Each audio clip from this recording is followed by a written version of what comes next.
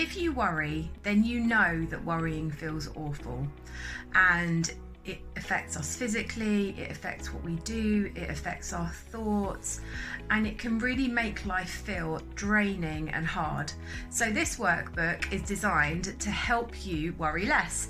1 week to worry less. So I've taken all of my favourite strategies, and what I've tried to do is blend them into the most effective strategies for you, so that if you implement these 1 day at a time for 7 days in a row, by the end of the week you will be worrying less.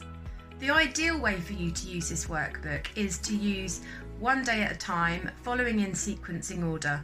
But, not everything works for everyone. So if you see one and you flick through and you want to try one first of all, of course you can do that. There's no reason why you shouldn't be able to do that. But also listen to your body. If you do something and it doesn't feel good, then stop. Always seek the help from a professional if you're concerned about anything, and if it doesn't work for you, please don't feel disheartened. Using techniques are super helpful. However, there are some minds that are just more sticky and a bit more tricky and a bit more resistant. So if you don't notice a significant change, it doesn't mean there's anything wrong with you. It just means we haven't found the right way to crack open what's going on in your mind. Having said that, this worry workbook uses techniques from CBT, EFT, EMDR, body-based methods, mindfulness. It blends them all together in a way that is super helpful. So I hope that by practicing regularly, consistently, over time, in a month's time, for example, if you're able to do this, you should be worrying significantly less. The first method I have for you is a combination of EFT and mindfulness. EFT, if you're not familiar with it, is emotional freedom technique, where we tap on specific points in our body, acupressure points, whilst thinking about something that we feel distressed about, and it helps the body to feel more regulated and it helps the body to feel de-stressed. Now you can use EFT in a clinical setting, in a therapeutic setting, and you can also use it to manage stress.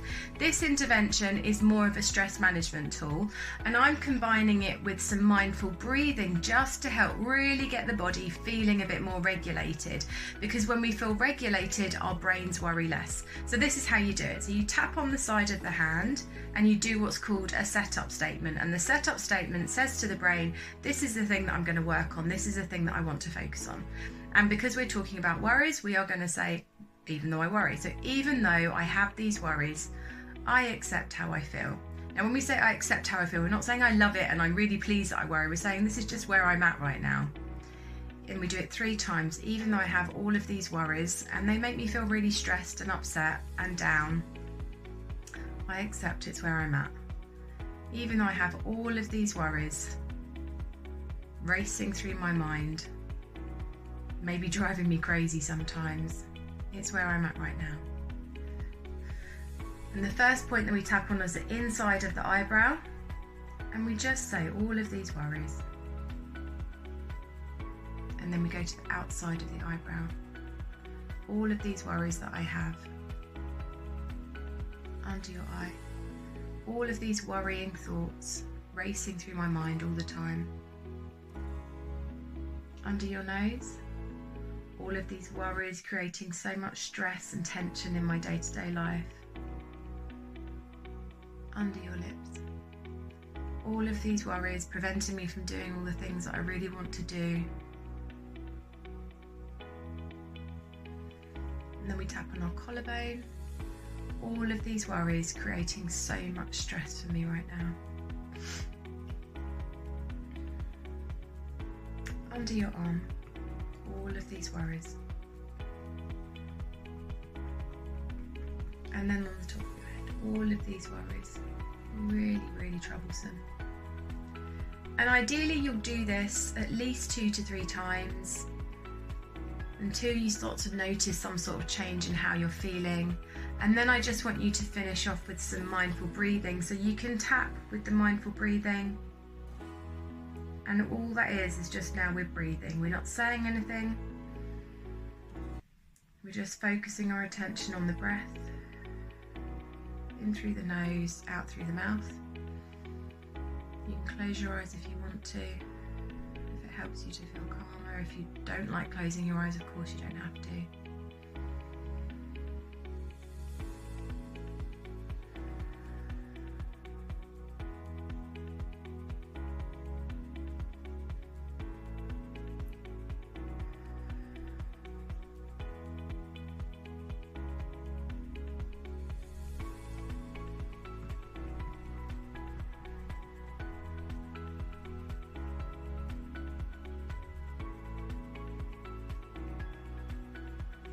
There we have it. That's day one, EFT and mindful breathing combination. So you can do that, of course, as many times as you like. The more you tap, the more you will benefit from it. If you want to tap for 10 minutes, do it. If you want to tap for 20 minutes, of course, do it.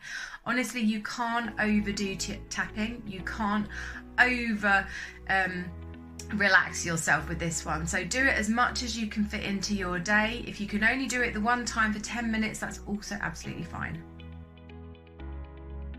Day two, and we are doing somatic exercises, which really means body-based exercises to help us feel grounded and safe. So what I'm suggesting is a 5-minute walk barefoot outside, followed by a lovely body shake off.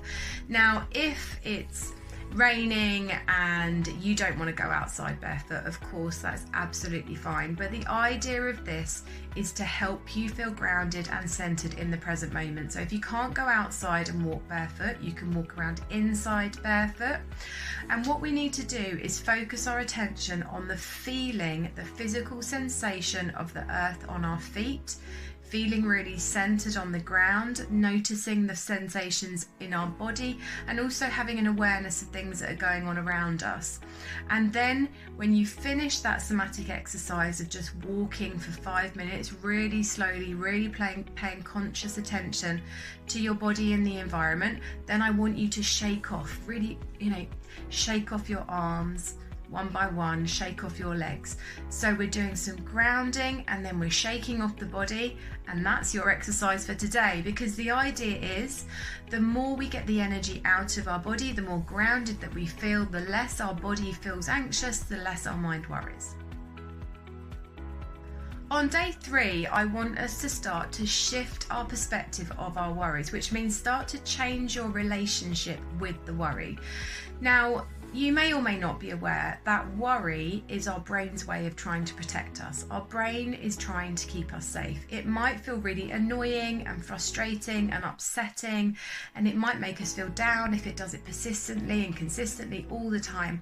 But what our brain is trying to do with the worry is actually keep us safe. And the more we recognize this, the more likely we are able to develop some compassion towards our mind. And compassion is key when we're trying to work on any sort of mental health condition or any sort of struggle that we're having. So today I've given you some questions that you can ask yourself to begin to reflect on your worries and on the purpose of your worries, and the idea being that if we can help you to be more compassionate with your worry, then your worry will not feel like it has to keep hammering on the door, because you're saying, hey, I know you're here, I can hear you. So have a go today at answering those reflective questions on the purpose of your worry and see if you can develop some compassion. Day 4, the exercises from now on get quite meaty, but they still shouldn't take longer than 10 minutes. However, if you want to spend more than 10 minutes, please feel free to do this if you can. So today we're going to confront the worry and we're going to do some tapping. So what I want you to do is list out all of your worries. If you have loads and loads and loads of them, don't stress and spend hours on it, but just get the main ones down on paper. And then maybe pick the ones that are most frequently occurring or the ones that bother you the most. And for those ones, I want you to ask yourself, can I do anything about this worry or can I not? If you can do something about the worry, I want you to see if you can do a mini action plan on taking action on the worry. What would that look like? What would I need to do? If you can't, I want you to see if you can question and reframe your worry. So ask yourself, what does this worry not allow me to see? What am I missing about this worry? If a friend of mine had this worry, what would I say? So I want you to try and reframe the worry. And then when you've got some reframes on the worry, I want you to do some tapping.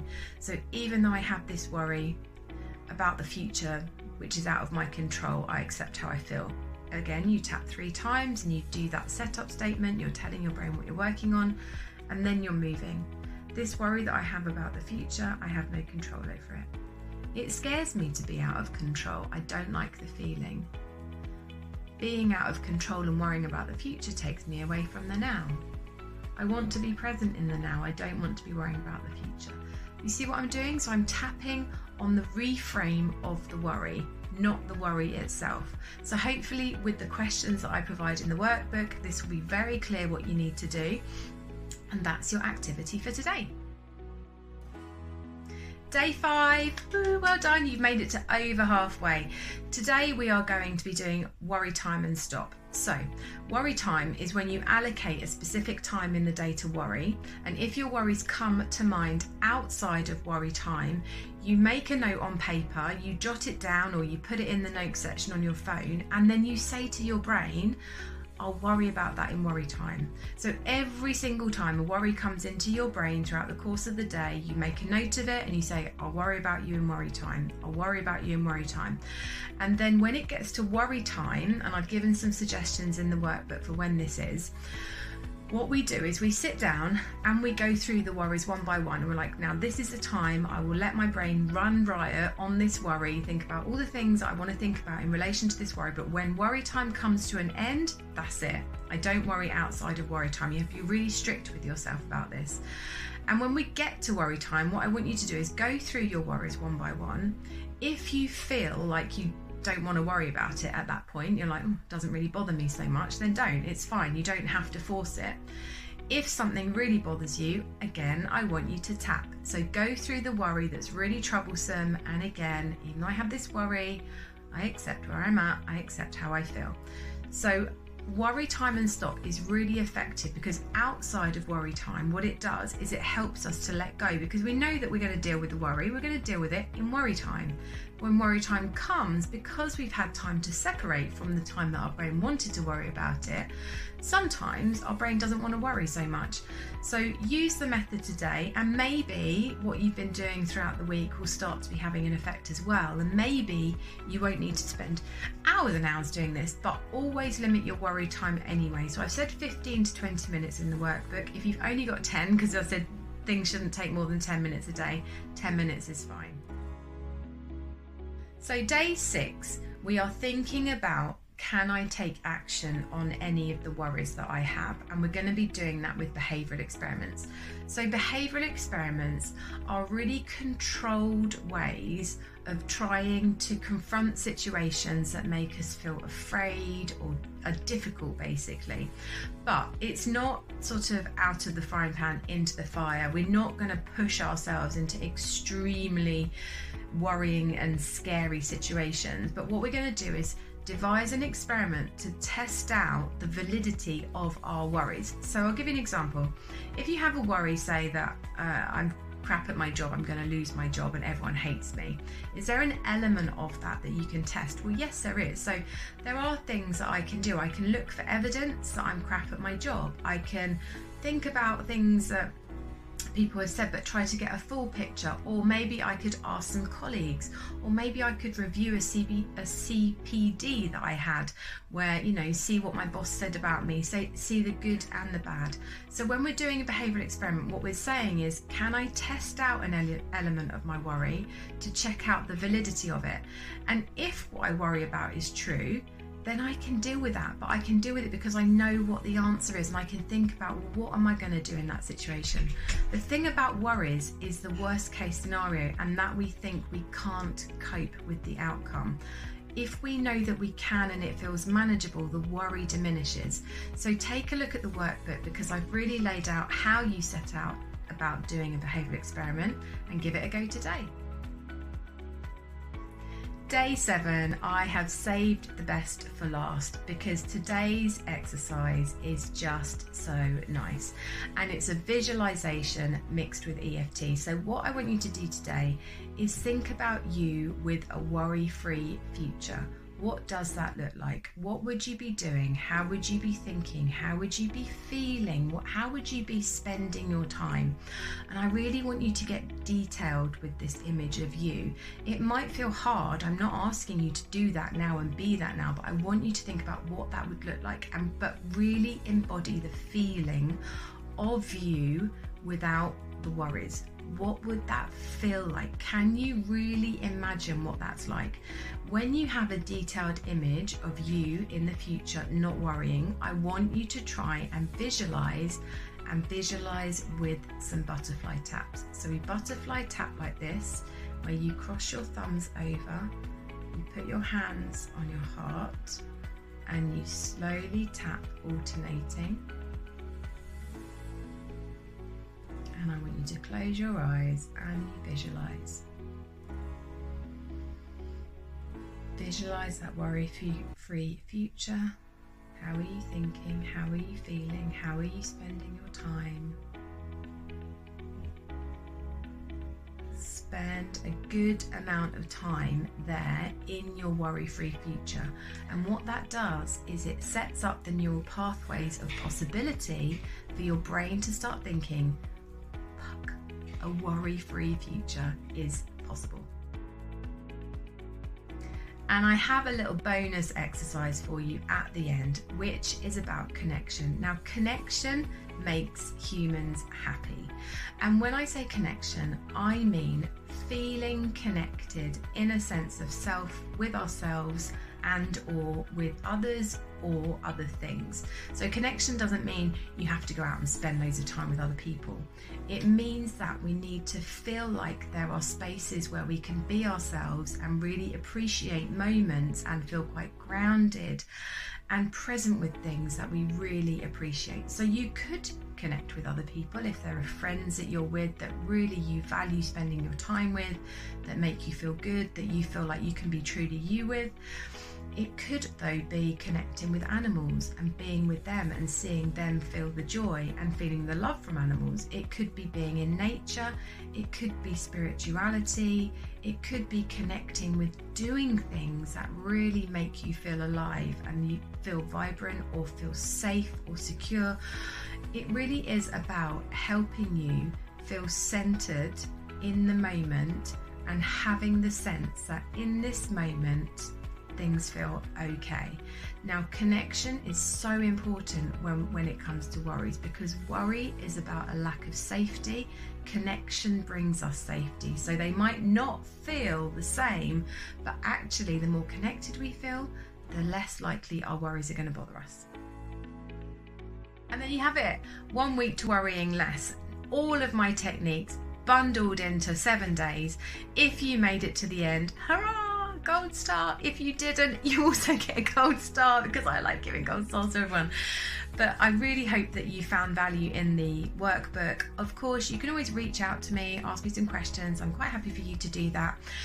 Again, like I said at the beginning, please don't feel disheartened if you didn't have a massive life overhaul. But the aim of the workbook is that it will help you to worry less. And if you're able to practice these exercises on a regular basis, you should start to feel worry less. Now, if there's one of them that particularly resonated for you, I asked you at the beginning to rate how worried you are, and I'm asking you at the end to rate how worried you are. If when you went through the activities there was one that made you feel significantly better, just do that one and do it on repeat, and hopefully in time your worries will say vamos.